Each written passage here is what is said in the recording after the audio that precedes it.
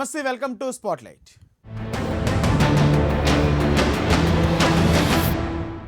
నేతాజీ ఈ పేరే ఓ సాహసం. ఆయనను తలుచుకుంటే ఓ ధైర్యం. తెల్ల దొరలపై సాయుధ పోరాటానికి దిగిన దమ్ములున్న మొనగాడు. భరతమాత ముద్దుబిడ్డ సుభాష్ చంద్రబోస్ జీవితమే ఓ సాహసం. అలాంటి మహావీరుడు జీవిత గాథ మరుగున పడకూడదన్న ఆకాంక్షతో నేతాజీ పేరుట పుస్తకాన్ని తీసుకొచ్చారు సీనియర్ జర్నలిస్ట్ ఎంవీఆర్ శాస్త్రి. గతంలో సుభాష్ చంద్రబోస్ పేరుట పుస్తకం రాసిన ఆయన తాజాగా నేతాజీ పేరుట దానికి సీక్వెల్ తీసుకొచ్చారు. హైదరాబాద్ రవీంద్ర భారతిలో అతిరథ మహారథుల మధ్య పుస్తకావిష్కరణ కార్యక్రమం జరిగింది.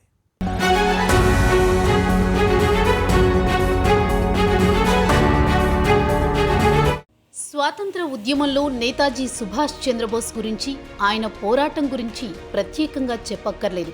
గాంధీజీ ఆచరించిన అహింసావాదం మాత్రమే స్వాతంత్ర సాధనకు సరిపోదని, పోరుబాట కూడా ముఖ్యమని బోస్ బలంగా నమ్మారు. స్వాతంత్ర పోరాటంలో జీవితాన్ని త్యాగం చేసిన బోస్ జీవిత చరిత్ర ఈ 7.5 దశాబ్దాల కాలంలో అనేక రకాలుగా వక్రీకరణకు గురైంది. భరతమాత దాస్య శృంఖలాలను తెంచేందుకు సర్వస్వం త్యాగం చేసిన నేతాజీ చరిత్రను అందరికీ తెలియజేయాలన్న ఆలోచనకు పూనుకున్నారు senior journalist MVR Sastry.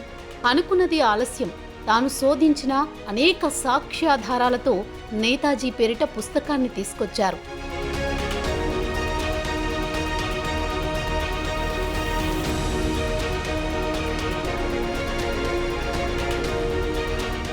Freedom fighter, Azad Hind ఫౌజ్కి ఆద్యుడు, బ్రిటిష్ సేనలకు సింహ స్వప్నం, జర్మనీ జపాన్లతో స్నేహహస్తం, అండమాన్ నికోబార్ దీవుల ఆక్రమణ, బర్మాకు బలగాలు, స్వేచ్ఛా వాకిట భారతావని, అంతలోని సుభాష్ చంద్రబోస్ అదృశ్యం. అప్పటి అదృశ్యం ఇప్పటికీ మిస్టరీనే. ఆ భారతమాత ముద్దుబిడ్డ అదృశ్యానికి సంబంధించి అనేక పుకార్లు, మరెన్నో ఊహాగానాలు. నేతాజీ పుస్తకంలో వాటన్నింటికీ వివరంగా సమాధానాలిచ్చారు ఎంవీఆర్ శాస్త్రి. సుభాష్ చంద్రబోస్ జీవితం అత్యంత ఆసక్తికరం. ఆయన లైఫ్లో అనేక మలుపులు, ట్విస్ట్లు, బ్రిటిష్ వారితో పాటు కాంగ్రెస్ను, గాంధీని ఢీకొట్టిన చరిత్ర నేతాజీది.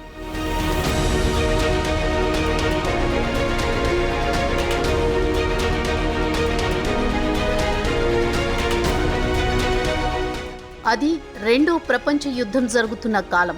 బ్రిటిష్ పోలీసులు, గూఢాచారుల కండ్లుగప్పి భయంకర యుద్ధ వాతావరణంలో క్షీణించిన ఆరోగ్యంతో 16 జనవరి 1941న కలకత్తా నుంచి బయలుదేరిన బోస్ 4 నెలల కఠిన ప్రయాణం చేసి బెర్లిన్ చేరుకున్నారు. హిట్లర్ను కలిసి తాను నిర్వహించబోయే సాయుధ పోరాటానికి సహాయం కోరారు. సహజంగా జర్మనీస్ మినహా మిగతా వారికి అసలే మాత్రం గౌరవం ఇవ్వని హిట్లర్ నేతాజీని జర్మనీ నుంచి జపాన్ చేర్చడానికి సహకరించాడు. 3 నెలల ప్రయాణం తర్వాత భయంకర యుద్ధ పరిస్థితుల్లో శత్రు సైనికులు గూఢాచారులను బురిడీ కొట్టించి 1943 మేలో జపాన్ చేరారు సుభాష్ చంద్రబోస్.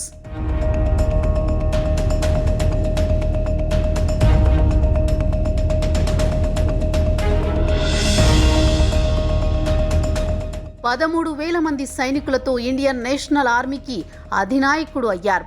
నాకు రక్తం ఇవ్వండి, మీకు స్వాతంత్ర్యం ఇస్తా అంటూ తన ఫౌజ్లో స్ఫూర్తి రగిలించి బ్రిటిష్ ఇండియాపైకి దండెత్తారు. 1943 నవంబర్లో అండమాన్ నికోబార్ దీవులను బ్రిటిష్ వారి నుంచి స్వాధీనం చేసుకున్నారు. ఆ తర్వాత బర్మా, అక్కడి నుంచి ఇంఫాల్. అంతలోని రెండో ప్రపంచ యుద్ధ ఫలితం బోస్కు ప్రతిబంధకంగా మారింది. జర్మనీ జపాన్ ఓటమితో బోస్ చివరి ప్రయత్నంగా సోవియట్ రష్యా సహాయం కోసం జపాన్ యుద్ధ విమానంలో మాస్కో పయనమయ్యారు. 1945 ఆగస్టు 18న బోస్ ప్రయాణిస్తున్న విమానం కూలిపోయింది.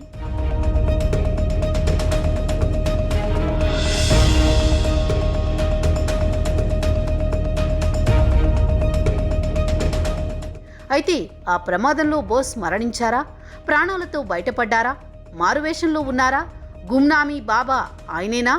ఇలా అప్పటి నుంచి అనేక ఊహాగానాలు ప్రచారంలోకి వచ్చాయి. నేతాజీ పోరాటాన్ని అనుమానపు కోణంలో చూస్తూ వెకిలి వ్యాఖ్యలు చేసిన వాళ్ళు ఉన్నారు. ఈ నేపథ్యంలోని బోస్ చరిత్రను శోధించి అనేక ఆధారాలను పరిశీలించి నేతాజీ పుస్తకాన్ని తీసుకొచ్చారు ఎంవీఆర్ శాస్త్రి.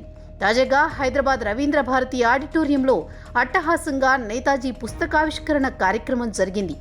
ఈ మహత్తర కార్యక్రమానికి ముఖ్య అతిథిగా ఆర్ఎస్ఎస్ కీలక నేత దత్తాత్రేయ హొసబలే, విశిష్ట అతిథులు శ్రీ సితికంఠానందజీ తదితరులు హాజరయ్యారు.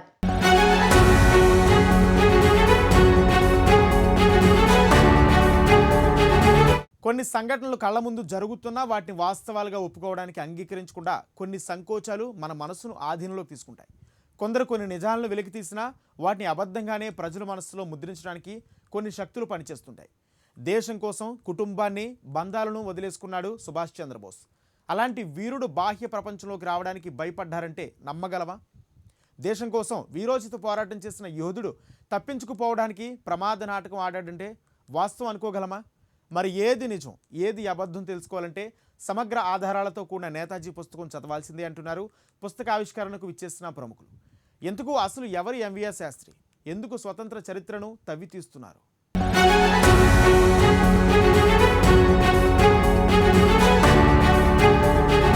బ్రిటిష్ వలసవాదం భారతీయ చరిత్రకు చేసిన గాయం సామాన్యమైనది కాదు.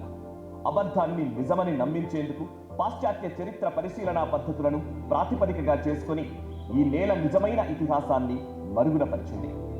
దశాబ్దాల పాటు భారతీయ చరిత్రను ధ్వంసం చేస్తూ వచ్చింది. స్వాతంత్ర్యం తర్వాత వలసవాద విద్యకు వామపక్షం తోడైంది. నీలాపనిందలను నిజాలని, త్యాగధనులంతా ద్రోహులని, వీరులంతా పిరికి పందలని నిరూపించే ప్రయత్నం చేసింది. పాఠశాలకు తప్పుడు చరిత్రను రవాణా చేసి పసి హృదయాల్లో విచ్ఛిన్న భావాలు అంకురించేందుకు కారణమైంది.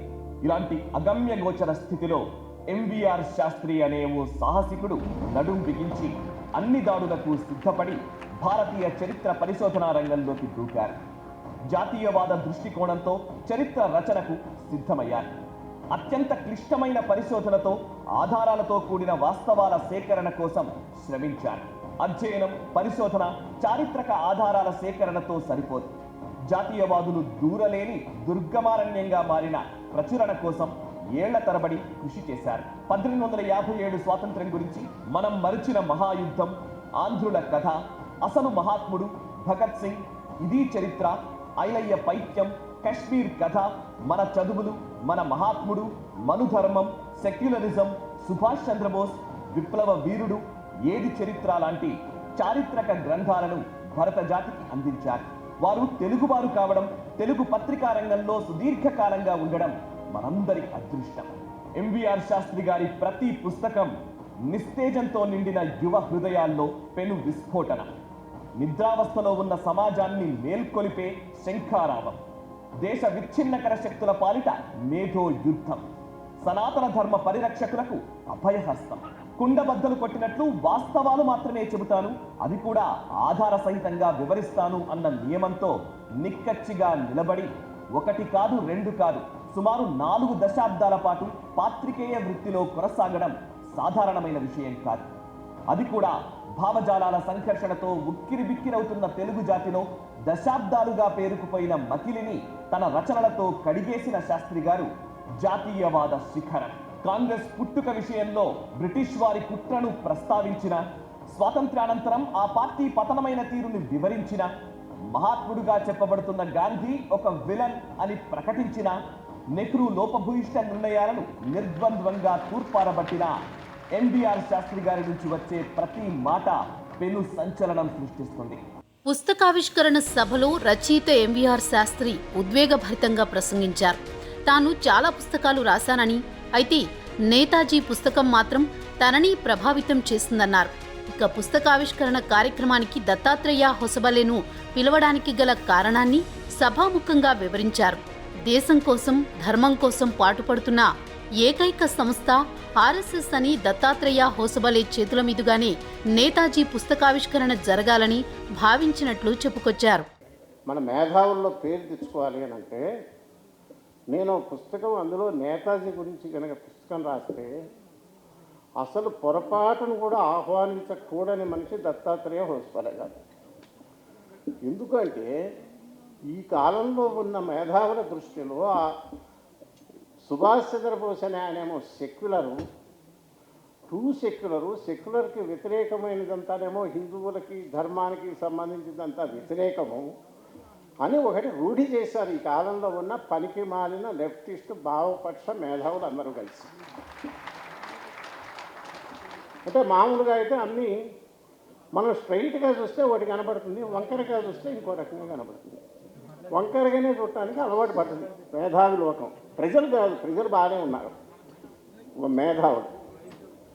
అందుకని సుభాష్ చంద్రబోస్ అంటే మహాశక్తులరు కదా. ఈ హిందూ మతోన్మాద ఫ్యాసిస్టు నాజీ వగైరాలకు విశేషణాలు ఉన్నటువంటి ఆర్ఎస్ఎస్ నాయకుడిని ఏరుకోరి ఎందుకు తెచ్చుకున్నాను అంటే, నేను కావాలని ఈ పుస్తకానికి ముఖ్యంగా ఆయనే చేయాలని పట్టుబట్టాను. ఎందుకంటే పుస్తకం రాసి నేను ఇప్పటికి చాలా పుస్తకాలు రాశాను, 20 పైన రాశాను. నన్ను ఇంతగా ప్రభావితం చేసిన పుస్తకమే నన్ను ప్రభావితం చేసింది. ధర్మశక్తి సంస్థ ఆధ్వర్యంలో ఈ సభా కార్యక్రమం జరిగింది. ఈ సందర్భంగా డాక్టర్ వ్యాకరణం నాగేశ్వర్ మాట్లాడుతూ స్వామి శివానందమూర్తి ఆశీస్సులతో ధర్మశక్తి సంస్థ ఏర్పడిందని, ధర్మరక్షణే ధ్యేయంగా ఈ సంస్థ పనిచేస్తోందని తెలిపారు. धर्मशक्ति का मतलब क्या होता है, धर्मशक्ति का मकसद क्या होता है, धर्मशक्ति काहे के लिए आए ये सामने? धर्मशक्ति कहीं आने वाला नहीं है, जाने वाला नहीं है। जहां जहां धर्म है वहां वहां शक्ति है, और सब शक्तियों को इकट्ठा करके जाने वाला ही धर्म शक्ति है, और वही हमारा मकसद है। देश दूसरा है, धर्म दूसरा है, ये हमको नहीं सिखाया गुरुजी ने। जो देश का श्रेयस होता है, जो धर्म का श्रेयस होता है, जहां जहां जरूरत है वहां वहां कार्यचरण रूप में धर्म शक्ति आगे बढ़ेगा, आगे बढ़ता रहा है और आगे बढ़ेगा। నేతాజీ సాహసం, మేధోశక్తి అద్వితీయమని రాష్ట్రీయ స్వయం సేవక్ సంఘ్ సర్ కార్యవాహ్ శ్రీ దత్తాత్రేయ హోసబలే అన్నారు. దేశం కోసం పోరాడుతూ బోస్ మరణించారని, అలాంటి మహావీరుడి జీవిత గాథను నేటి తరానికి అందించేందుకు ఎంవీఆర్ శాస్త్రి చేసిన కృషి అభినందనీయమన్నారు. नेताजी मेरे जैसे संघ के स्वयं सेवकों के लिए प्रातस्मरणीय है, क्योंकि हम अपने एकात्मता स्तोत्र में सुभाष प्रणवानंद क्रांतिवीरो विनायक ऐसे प्रतिदिन प्रातः काल सुभाष चंद्र बोस जैसे सैकड़ों लोगों के नाम लेकर दिन का प्रारंभ करते हैं।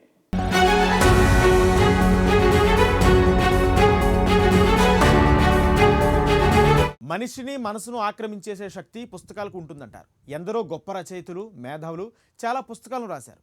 అయితే నేతాజీ పుస్తకావిష్కరణ సభలో మాట్లాడిన వక్తలందరూ బోస్ గొప్పతనాన్ని వివరించి చెప్పుకొచ్చారు. అలాగే ఎన్నో పరిశోధనలు చేసి మరెన్నో ఆధారాలతో పుస్తకం రాసిన ఎంవీఆర్ శాస్త్రిని అభినందించారు. పుస్తకం ఆంతర్యం ఆసక్తికరంగానూ దేశభక్తిని పెంపొందించేలాగా ఉంది.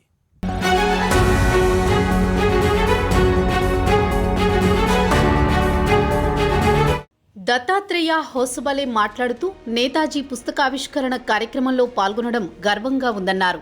ముఖ్య అతిథిగా ఇక్కడ నిలబడినా నిజానికి తాను అతిథిని కాదని, నేతాజీ జీవిత లక్ష్యంతో మమేకమైన కోట్లాది భారతీయులలో ఒకడినని, ఈ దేశ ప్రేమికుల సమూహంలో తాను కూడా ఉండడం ఎంతో గర్వంగా ఉందన్నారు. నేతాజీ గురించి చెప్పాలంటే ఒళ్ళు పులకరించిపోతుందని, నేతాజీ అనే పేరులోనే ఒక విద్యుత్ ప్రవహిస్తోందని అన్నారు. గాంధీజీ బలపరిచిన అభ్యర్థిని కూడా ఓడించిన ఘనత నేతాజీదని గుర్తు చేశారు. ఇటువంటి పుస్తకాలు వందలు వేలుగా రావాలి అని ఆయన పిలుపునిచ్చారు. एमवीआर शास्त्री जी ने 380 पृष्ठों में जो लगभग 43 अध्यायों में नेताजी के बारे में विस्तार से लिखे हैं। कई पुस्तकें हैं और एक है, ऐसे सोच सकते हैं, लेकिन जितने मैं थोड़ा बीच बीच में देखते रहा, क्योंकि जैसे मैंने कहा लगातार तेलुगु पढ़ना मेरे लिए इतना अभ्यास नहीं होने के कारण, परंतु this is a book based on pure academic research and a passion for history and the personality of Netaji. This is the product of these things. Shastri garu एक पत्रकार होने के नाते, एक लेखक होने के नाते ఇక ఎంవీఆర్ శాస్త్రి మాట్లాడుతూ నేతాజీ గొప్పతనాన్ని ఆకాశానికెత్తేశారు. దేశ స్వాతంత్ర్య పోరాటంలో బోస్ను మించిన యోధుడు మరొకరు కనపడరన్నారు. బోస్ పేరు చెబితేనే ఉద్వేగం వస్తుందన్నారు. ఇప్పటికీ సుభాష్ చంద్రబోస్ పేరును పిల్లలకు పెట్టుకుంటున్నారన్నారు. బోస్కు జరిగిన అన్యాయం ఇంకెవరికీ జరగలేదన్నారు. కనీసం నేతాజీ చితాభస్మాన్ని ఇప్పటికీ తెప్పించలేకపోయారంటూ ఆవేదన వ్యక్తం చేశారు ఎంవీఆర్ శాస్త్రి. ముఖ్యంగా నేను చెప్పదలుచుకున్నది ఒకటి, మనం చాలా అన్యాయం చేశాం సుభాష్ చంద్రబోస్. మనం చెప్తాం ఇప్పటికి కూడా. ఇవాళ సభ ఇంత బాగా అద్భుతంగా వెళ్ళింది, ఎంతమంది వచ్చారు అంటే నా ప్రతిభైతే కాదు, ముఖ్యంగా ఎందుకంటే అందరిలోనూ ప్రేరణ మనల్ని ఇన్స్పైర్ చేస్తున్నది. ఆ పేరు చెప్తేనే ఏదో ఉద్వేగం వచ్చేది, ఒక్క సుభాష్ చంద్రబోస్ పేరు చెప్తుంది. అందుకనే నేతాజీ సభ అంటే మీ అందరికీ రావాలనిపించింది. ఇటువంటి అద్భుతమైన స్పిరిట్ ఇప్పటికీ ఉన్నప్పటికీ కూడా మనము as a nation we are ungrateful to Subhash Chandrabose అని చాలా బాధతో చెప్తున్నాం. ఆయనకు జరిగినంత అన్యాయం, ఆయన చేసినంత సేవ, ఆయన చేసినంత పోరాటం ఇంత మటుకు ఎవరూ చేయలేదు. మనం ఎంత కృతజ్ఞులమంటే ఆ మహానుభావుడికి కనీసం నివాళి అర్పించలేకపోతున్నాం.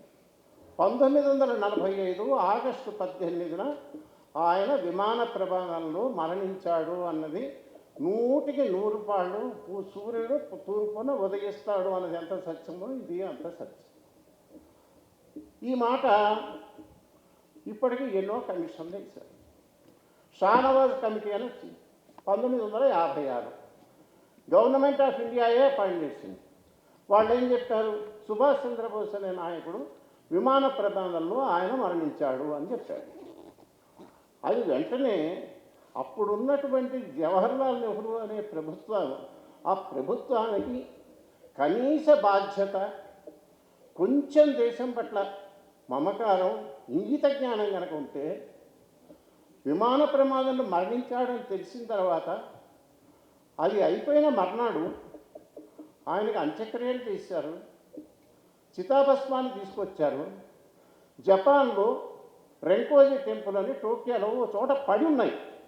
1945 నుంచి ఇప్పటిదాకా మనం మహానాయకుడు ఎవరైతే స్వతంత్రం తెచ్చాడో, ఎవరి కష్టం వల్లైతే, ఎవరి త్యాగం వల్ల అయితే మనం ఇవాళ స్వతంత్రం అనుభవిస్తున్నామో ఆ మహానాయకుడి చితాభస్మము జపాన్లో ఒక గుడిలో బౌద్ధ మందిరంలో పడి ఉన్నాయి.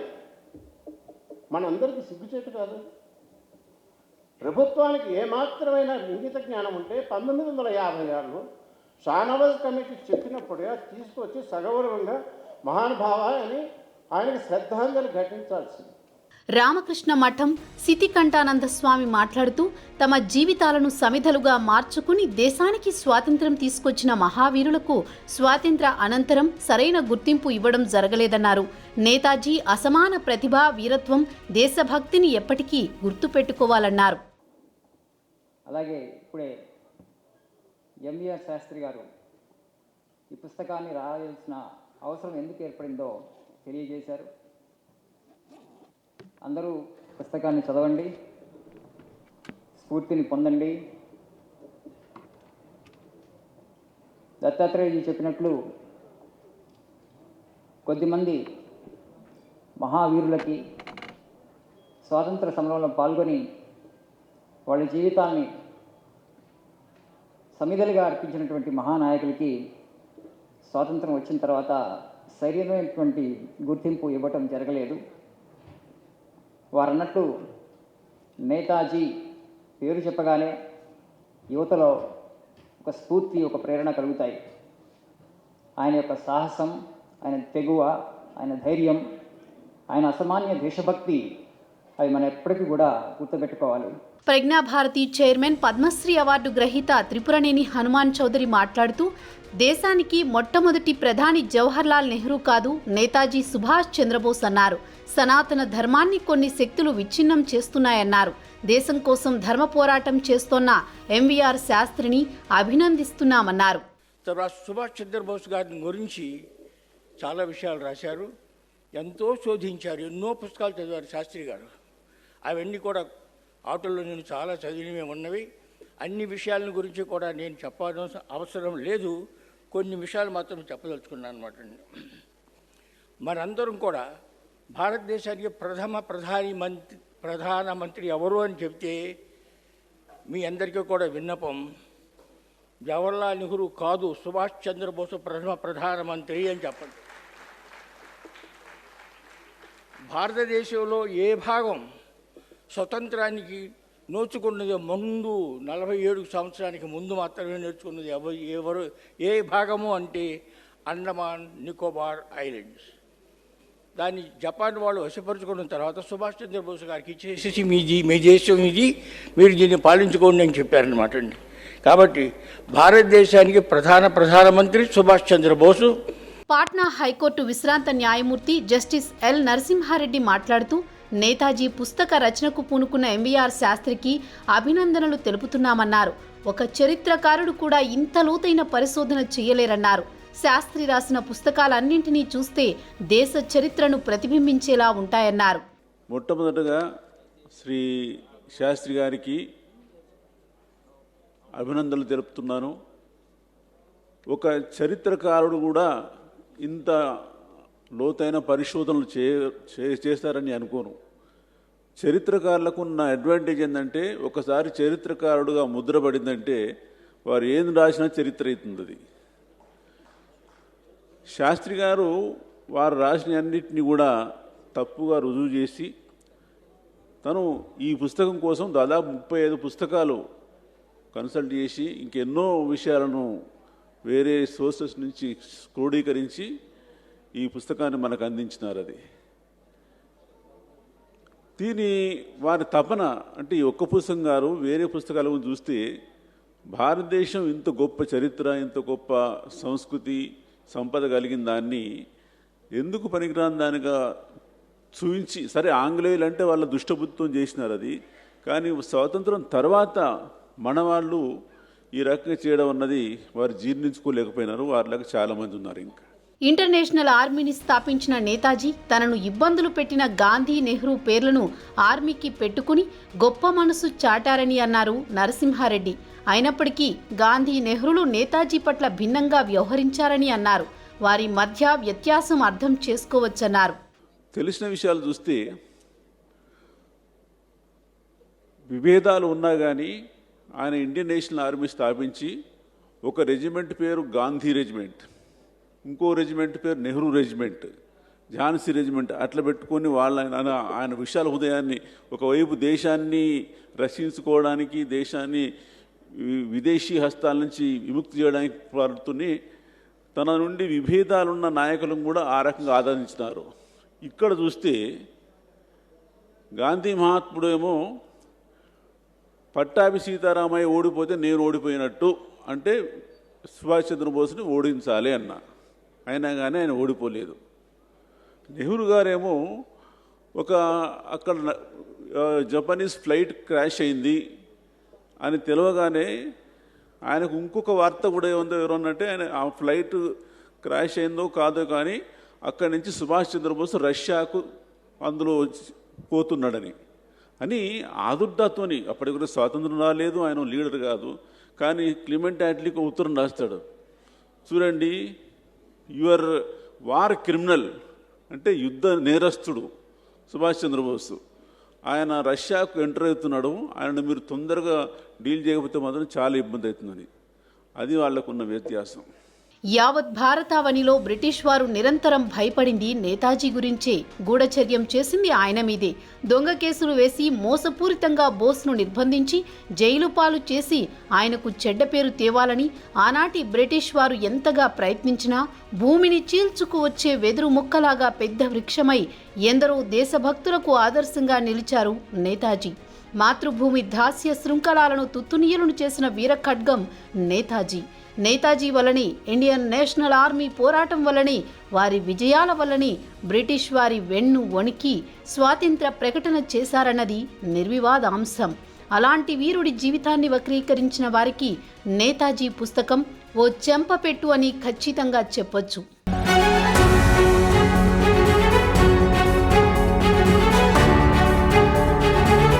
నేతాజీ పోరాడింది మన కోసం, మన స్వాతంత్రం కోసం, మన జాతి ఉజ్వల భవిష్యత్తు కోసం. వేల మంది యోధులను సమీకరించి దేశం కోసం రక్తం ధారవోయమని ఉద్భవించి కత్తుల వంతెన మీద ఒట్టి కాళ్లతో నడిపించి మహాసంగ్రామం చేయించి ఆఖరుకు తన ప్రాణాల్ని అర్పించి స్వతంత్ర ఫలాన్ని సాధించి పెట్టిన జాతీయ వీరుడి దివ్య స్మృతిని సముచిత రీతిలో గౌరవించుకోవడం జాతి జనుల ప్రాథమిక బాధ్యత. అది గుర్తు చేయాలన్నదే నేతాజీ పుస్తక రచయిత ఎంవీఆర్ శాస్త్రి తపన. ఇది వాళ్ళ spotlight. Keep watching prime nine news.